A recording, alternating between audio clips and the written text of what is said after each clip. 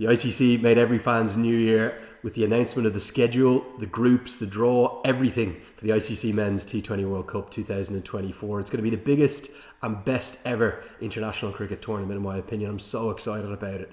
And I've had lots of questions over the weekend on social media asking me about the structure, how does it work, why it's going to be such a good tournament, asking me for predictions. So I'm going to run through a little bit of everything, 5 things in fact in total in this video. Firstly, why is it such an exciting tournament? What makes it so exciting?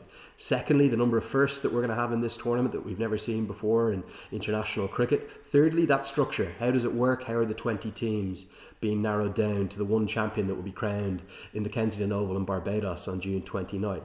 Fourthly, why could this tournament be so impactful, so transformative for the future of the global game and indeed its future to globalise and become much more of a global sport? And fifthly, some narratives, some stories, some things to watch out for across the tournament, some things that I think are going to capture people's attention.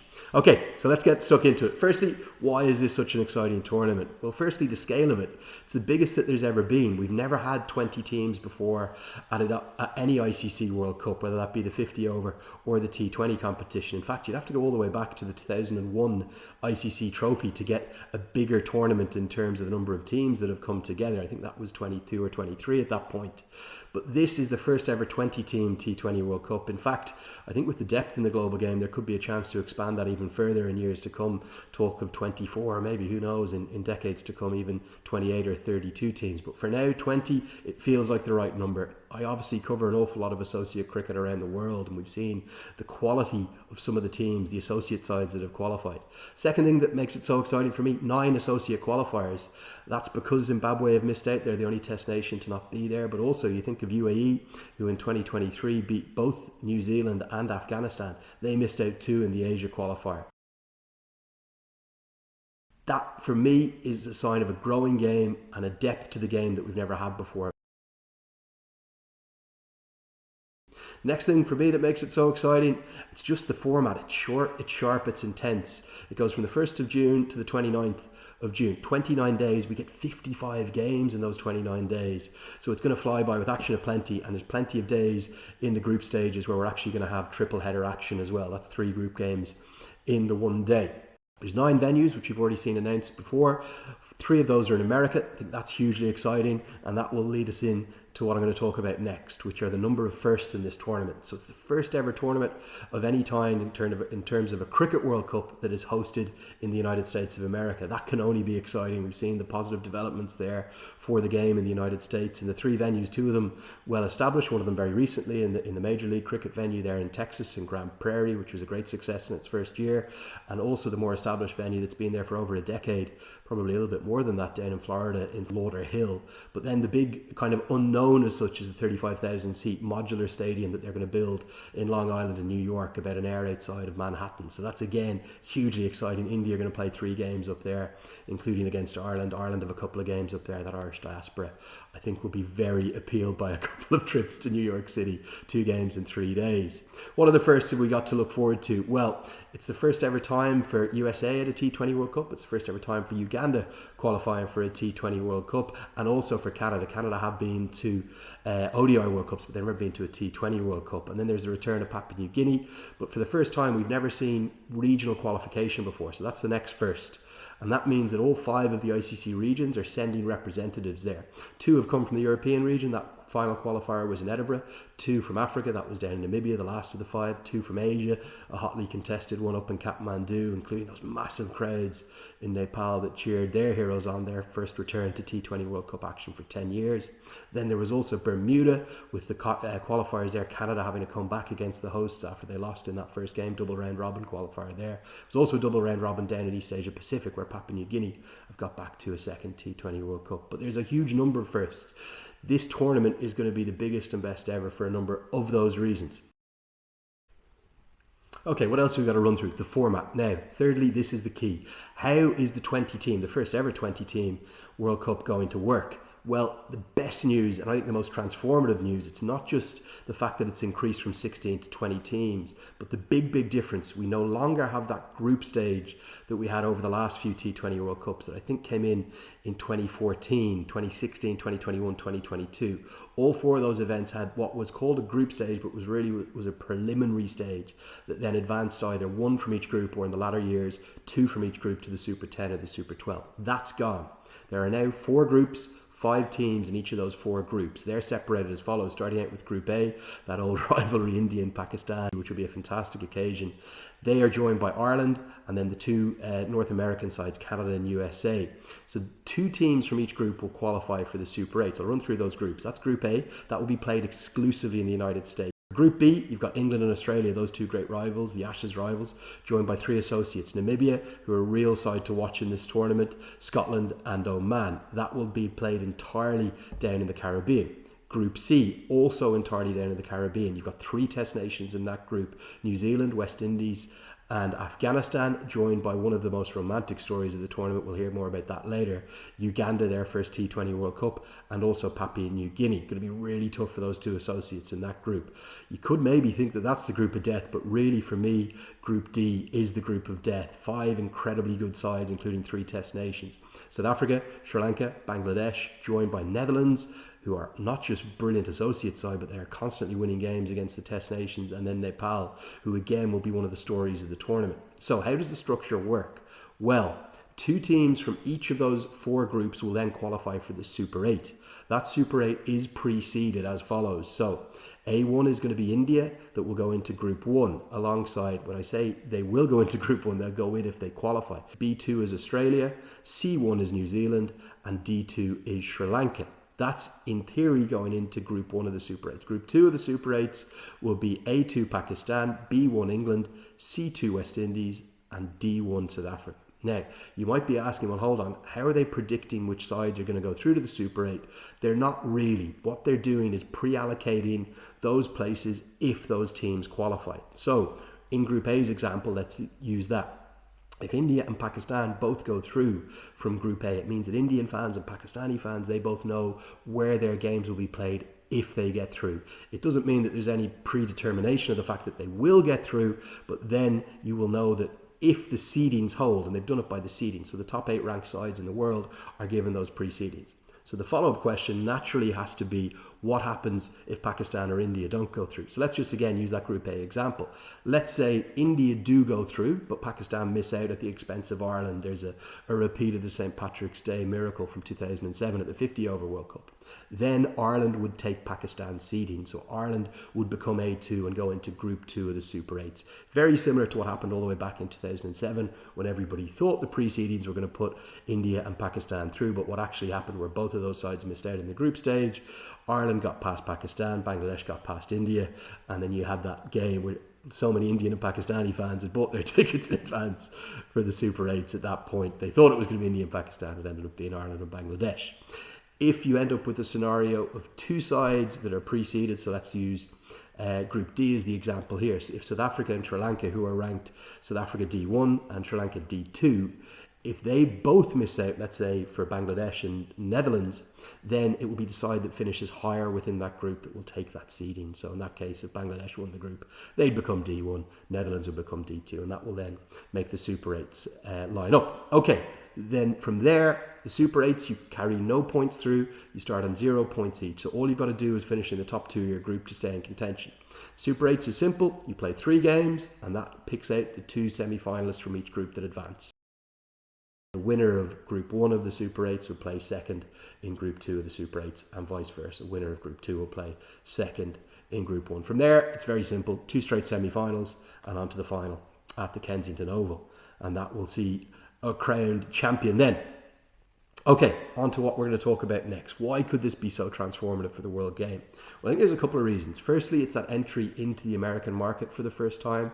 We've never seen a World Cup of any kind. We've obviously seen plenty of various cricket events in America, all the way back to the All-Star cricket that was run by Shane Warne, the late great Shane Warne and Sachin Tendulkar in those baseball stadiums. I think the most interesting thing for me is going to be this modular stadium in New York. How's it going to pull together?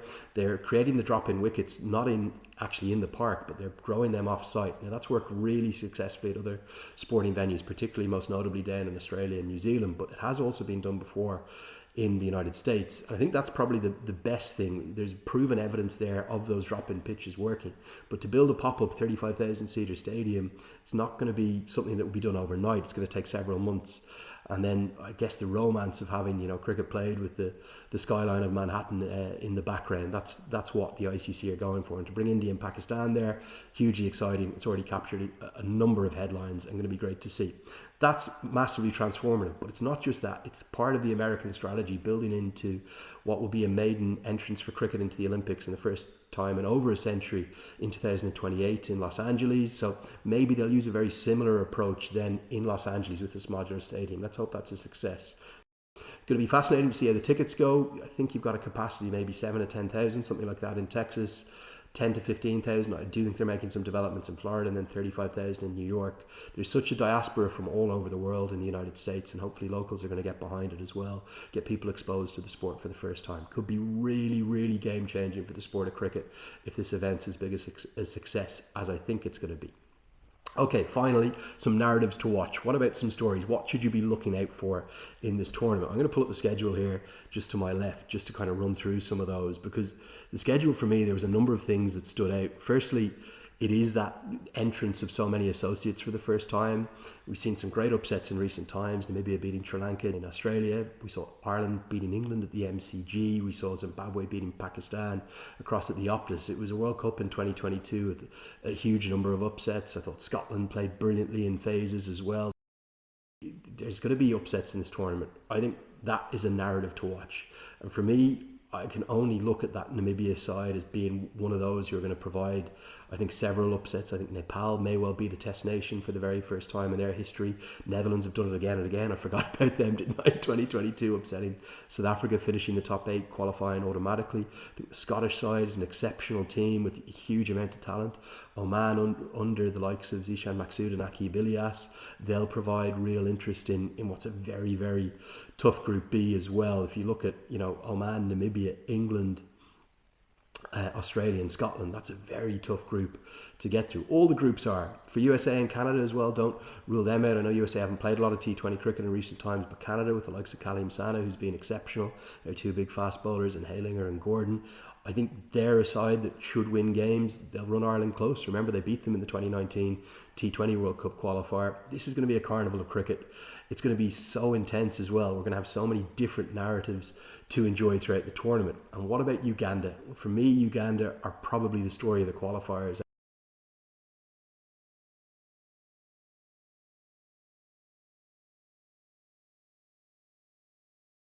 Real story of 2023 was Uganda taking that qualification down in Windhoek. It was hugely emotional. It's the biggest World Cup they've ever qualified for. They've been to a couple of netball World Cups and a few rugby sevens tournaments, but they've never qualified for a World Cup of this size, and it's captured the headlines across Uganda. I think just the story of their interim head coach, a young man, 34 years of age, Jackson Ogwan.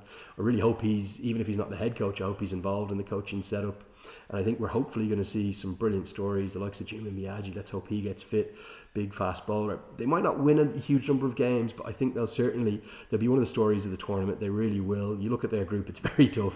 New Zealand, West Indies, Afghanistan. But that game between them and the West Indies, I think an awful lot of the Ugandan players look up to the Caribbean players as their kind of idols. So that, for me, that's going to be a very special day. Papua New Guinea too, they might have, if you look at the rankings, maybe got through the easiest of the 5 qualification regions, but I think they'll add great flair and colour, and it'll be a very different side to the one that played in 2021. They went into that T20 World Cup in Oman having played almost no cricket, having been isolating with the COVID pandemic for 18 months. They should be much better prepared this time. They'll add great flair and colour, and I just think the whole narrative of continued excellence by the associates is hopefully going to be one of the stories of the tournament.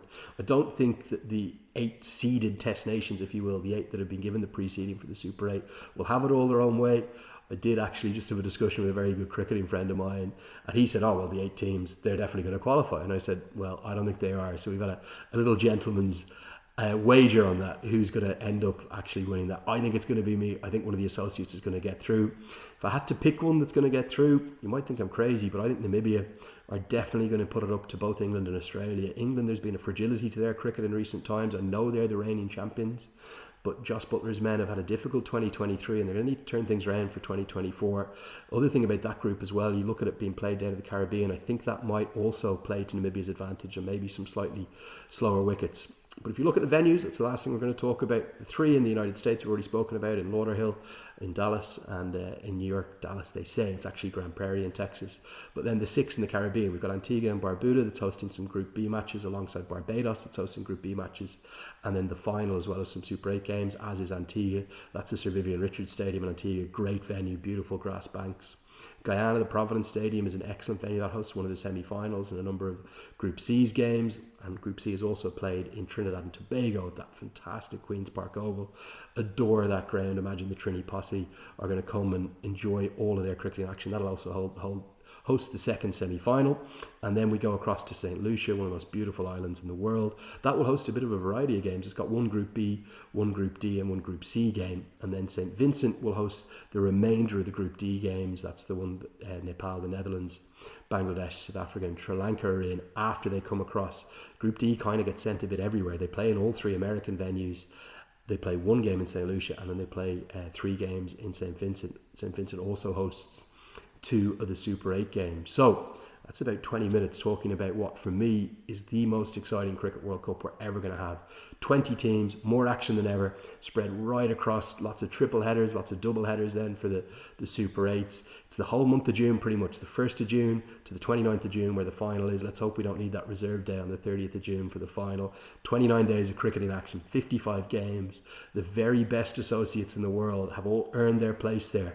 They're going to go and play against 11 of the 12 Test nations to decide that one champion. Let's hope we can see one associate get through to the Super 8. That's my rogue prediction for the tournament, and I think it's going to be absolutely blockbuster, box office. It's coming to America for the first time. Any questions, drop them there in the chat. I'll try and get back to you. Hopefully that answers everything you've been asking about the formats and predictions and everything I'm looking forward to about the tournament. This is going to be epic. Looking forward to every single ball of it.